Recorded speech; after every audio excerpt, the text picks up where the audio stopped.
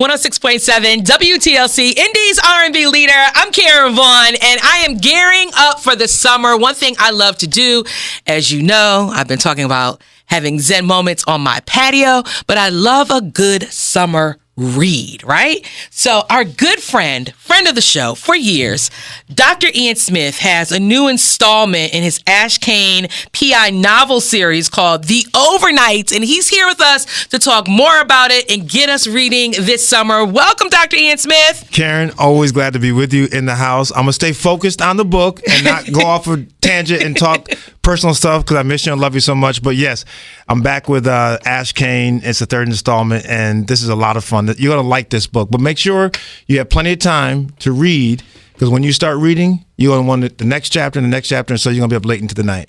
I am a good binge reader. We binge TV shows. Yeah. I think I binge TV shows because I binge books. There have been books over the years that I open up and I can't put down. Like from Sister Soldier, The Coldest Winter Ever. I read that on a Friday night. Scenes of a Sister by Lolita Files. I read that in one night.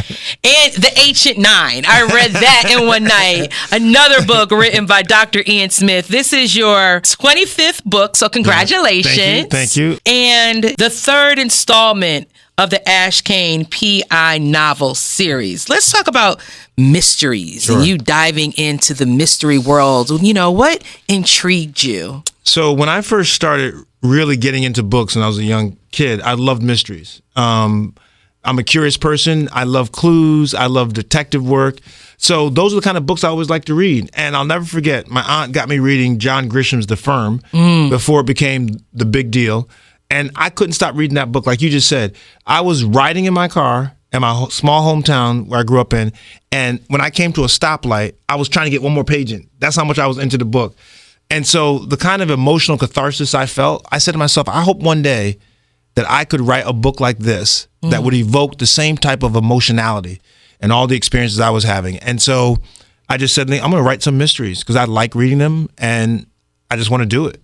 Nice. Well, with Ash Kane now, being in the third novel, how has his character evolved through the series, and how does The Overnights further develop his story arc? So Ash Kane is a former Chicago police detective, African-American. He's a fun character. He's irreverent. He's very intellectual, but he's also rough. So he can quote Biggie and he can quote Shakespeare. He goes back and forth. He has romantic issues. He's a flawed hero. But the thing about Ash Kane is he is determined to find justice and seek justice no matter what. And so he was a former CPD detective. He left because he wouldn't participate in the cover-up of a bad shooting. So he got a settlement from the city and decided, I'll become a PI. And so he hung up his own shingle, and he takes on very select cases in and around the city, those that really feel like they move him in some way. And that's who he is. The Overnights is basically a Chicago anchorwoman, primetime anchorwoman, is trying to maintain her number one spot in the ratings wars. And someone is stalking her. And she hires our guy, Ash Kane, to help protect her, even though he says no, because that's not what I do. But he eventually tries to protect her, and he's helping her produce a series, a segment on the news that is about the shooting of an unarmed man, and she thinks that story will help her maintain number one. So it's all about media, ratings, and mystery. Media, ratings, and mystery. Yeah. That's a nice trio right there. Because you have these two women battling it out, and I'm sure that's something that you have seen with your experience on various TV shows and just the hustle and bustle of media and creating a mystery around that. It sounds intriguing because now I want to know who's stalking her. As being a woman in media. Who's stalking her? Well, it's interesting. So people don't know I was a correspondent on the news for many years out of New York and NBC. And what people see on air is sometimes very different than what happens behind the scenes. And so I want to give people a glimpse to all the things that happen behind the scenes, the competition, the fighting, the loving, the romance, the backstabbing, everything that happens that people don't see, the deal making to get stories and to get interviews. This book gives people a glimpse into that on the streets of Chicago, in the newsroom of Chicago. And so, unfortunately, a lot of media personalities have challenging situations. So Morgan Shaw, who's the main character, she is being threatened as she investigates this very politically volatile case of the shooting of an unarmed person. So there's a lot going on with her. She's trying to maintain number one. She's also trying to investigate this case to get a big piece out of it. Meanwhile, someone's coming after her. So there's a lot happening. So in this case, Ash Kane, our guy, is going to, of course, he handles everything. So he's going to handle all that. Everybody loves a superhero. They do. And you like a superhero who's flawed. You don't want a perfect person. I mean, there's no perfect person. So Ash has his flaws, relationships. He's constantly trying to work on relationships. He's gotten jilted at the altar by his girlfriend. And so that's an issue. And also, his mom has died, and so now he and his dad are left, and they never had a close relationship. So he's trying to work to mend those fences. So relationships are the things he's working on, but his super strength is that he is indefatigable. He cannot be exhausted. He is tireless. So no matter what, if you hire him and he hasn't solved it yet, and you tell him, I don't want it to be solved, he's still going to solve it. Yeah. That's just who he is. So we root for him. Yes, right. Throughout the entire series and books. That's right. And you laugh at him, and you love when he gets physical, because he gets physical too. And you love it when he gives people, he's very intellectual. And you love it when people are looking down on him, and he gives it right back to him. So he's kind of a guy who just can move in all circles very easily. We like that. Yeah, so do I. We like that. We need to find a real Ash Kane. Well, it's been optioned for a TV show.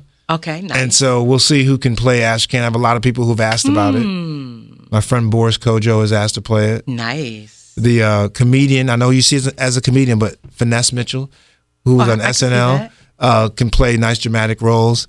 So there, Morris Chestnut has asked about it. So we'll see what happens. Okay. We're in the writer's strike right now, but once it gets into development, we'll see what the casting looks like. But I wish I was an actor because it's a fun character to play. Yeah. Well, we're rooting for you and we're rooting for Ash. Yeah. And here's one thing before I go, I want to say that it's my 25th book, so in honor and celebration of that, I'm doing a $10,000 giveaway. Nice. So this is how it works. I have 5 sets of clues and 5 questions related to the book. Whoever's the first person to answer all 5 questions and send them to me will win 10 racks. And how do they send them? So they will email me, but for the information, go to my Instagram at Dr. Ian Smith, spell the doctor out, I-A-N Smith, look at the link in my bio, or go to my Facebook book club page called The Good Reading Room, The Good Reading Room.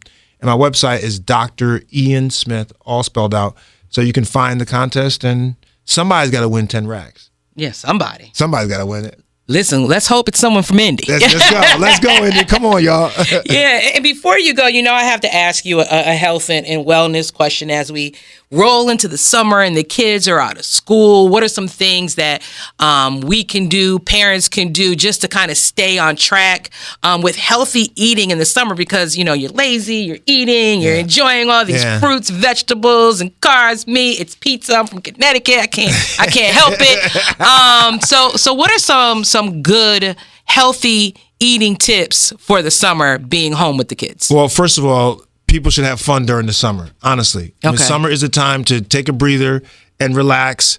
We've had a long academic year, and so I want people not to obsess about it. But that being said, it's also time to get ahead. So trying to eat more farm to table, eating foods that are less processed. Really try it. Try to eat more fruits and vegetables. Cook vegetables with spices. Eat less red meat.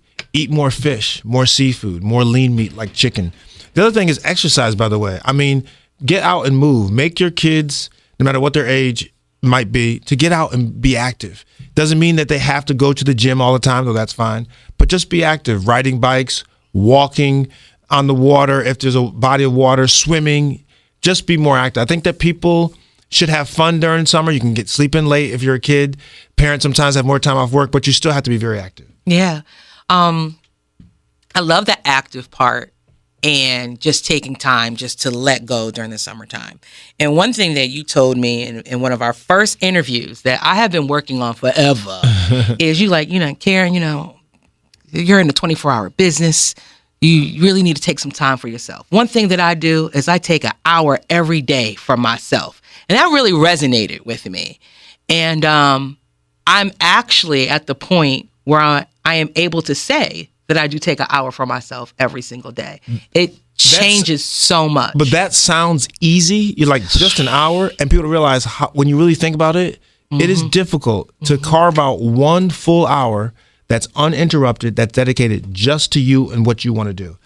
Our lives are so all over the place. So yeah, my advice to people, and myself, by the way, is to take an hour and do whatever it is you want to do. It could be just scrolling online. It could be listening to music. It could be walking. Whatever your hour is, you got to take it for yourself and not let that hour be ruled by doing something for someone else. Absolutely. Well, I know you're going to enjoy your hour today. I am. I'll enjoy my hour today by starting your new book, The Overnights, what will turn into multiple hours. I know I'm going to binge it. I already feel it already. I can't wait for you to get midway through. You're going to be calling me up, Ian, on page 175. Who did it? Yeah, exactly. What's the clue? That's right. Is this clue correct? Am I in the right path, huh? Am I going the right way? Yeah. So I look forward to it. The Overnights. Dr. Ian Smith, thank you so much for being here. The book is now available everywhere. And by the way, the audio is great. A brother narrated it, and his voice is great. So if you like to listen to books in your car or on your phone because you don't want to read the book, you can read it through your ears, as we say. Nice. Love it. Much love to you, huh? Thanks for always having me. I miss you. Always. Miss you too. All right. Bye-bye.